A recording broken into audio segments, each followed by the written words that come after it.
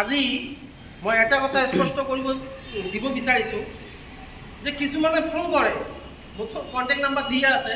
কিছুমানে ফোন কৰে কি যে দাদা আপোনাৰতো কোম্পানী নহয়, ঠিকাদাৰৰ আণ্ডাৰত, তা কামবিলাক আপুনি কৈছে বিল্ডিঙৰ কাম হয়, ৰাস্তাৰ কাম হয়, ব্ৰিজৰ কাম হয়।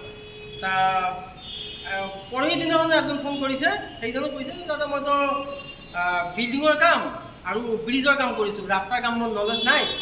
দেখিছিলোঁ এনে তেনেকুৱা ধৰণৰ মানুহ হ'লে হ'ব। আমাৰ বিল্ডিঙৰ কাম জানক বা ব্ৰিজৰ কাম জানক, কাৰণ ব্ৰিজৰ কাম আৰু বিল্ডিঙৰ কাম ৰড চিমেণ্ট বালি সেইবিলাকে।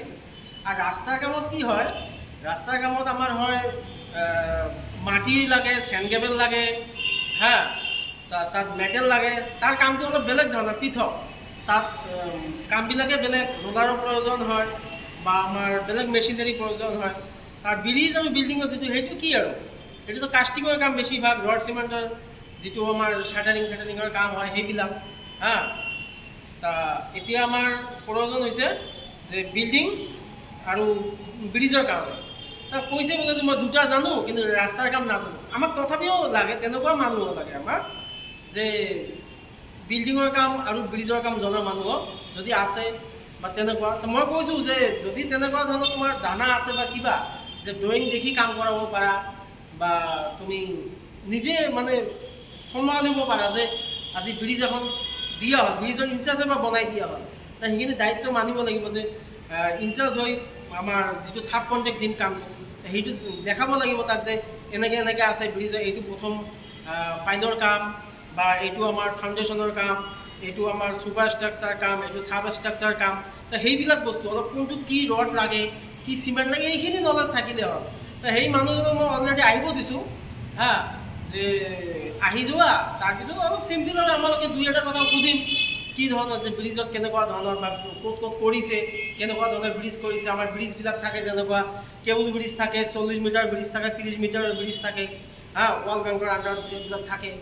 সেইবিলাক ব্ৰিজ আৰু বিল্ডিংটো আছে, আমাৰ সৰ্বশিক্ষাৰ বিল্ডিং আছে, NISMৰ বিল্ডিং আছে, যেনেকুৱা হস্পিটেলবিলাক, মডেল হস্পিটেলবিলাক যেনেকুৱা, তেনেকুৱা ধৰণৰ কামবিলাক আছে। যি ডিজাইন আছে, ডিজাইনটো প্ৰত্যেকটো চেঞ্জ হৈ থাকে, আপগ্ৰেড হৈ থাকে। তো তেনেকুৱা ধৰণৰ অলপ নলেজ থাকিলে হ'ল আৰু। ইমান একেবাৰে যে ড্ৰয়িং চাই একেবাৰে কমপ্লিট যে ইঞ্জিনিয়াৰৰ কামটো নিজে কৰিব লাগে, ইমানখিনি দায়িত্ব দিয়া নহয়। মানে চিম্পলভাৱে আৰু যে এই ড্ৰয়িং চাই যে ক'ব পাৰিব লাগিব যে হয় এইটোত ইমান ৰডে লাগে বা ইমান কি লাগে, ৰড চিমেণ্ট বালি যে ইমান মিক্সাৰ ইমান আছে, ইমান কোৱান্টিটি হ'ব লাগে, ইমান CMৰ এইটো হ'ব লাগে, সেইখিনিয়ে আৰু বা ছাব কণ্ট্ৰেক্টৰজনক চলাব লাগে। আৰু আমাৰ হৈছে কি কোম্পানী নহয়, ঠিকেই কোম্পানী নহয়, কিন্তু মানে ঠিকাদাৰৰ আণ্ডাৰত কিন্তু চব আছে। আমাৰ প্লাণ্ট আছে, 3টা প্লাণ্ট আছে, আমাৰ ৰাস্তাৰ কামৰ কাৰণে প্লাণ্ট আছে, যেনেকুৱা হট মিক্স প্লাণ্ট আছে 2টা, WMMৰ প্লাণ্ট আছে 1টা। তেনেকুৱা ধৰণৰ কেঁচাৰো আছিল, বৰ্তমান কেঁচাৰটো বৰ্তমান বন্ধ হৈ আছে অলপ, কিবা এটা প্ৰব্লেমৰ কাৰণে কেঁচাৰ নাই। সেই বৰ্তমান বেলেগৰ পৰা পাৰ্চেছ কৰোঁ। তো সেই বস্তুবিলাক অলপ নলেজ থাকিলে হ'ল। সেই মানুহজন এতিয়া আহিব পাৰে বা তেনেকুৱা যদি মানুহ কোনোবা আছে আমাৰ আহিব পাৰে। এতিয়া কাম আৰম্ভ কৰিম, কামৰ ছিজন, এতিয়া কাম আৰম্ভ কৰিম বা ৰাস্তাৰ কামো চলি আছে, ব্ৰিজৰ কামো চলি আছে, য'ত যেনেকুৱা হয় আৰু সেই হিচাপত আমালোকে কামত লগাই দিম। ঠিক আছে, সেইখিনিয়ে মানুহ যোগাযোগ কৰি আহিলে হ'ল, হা।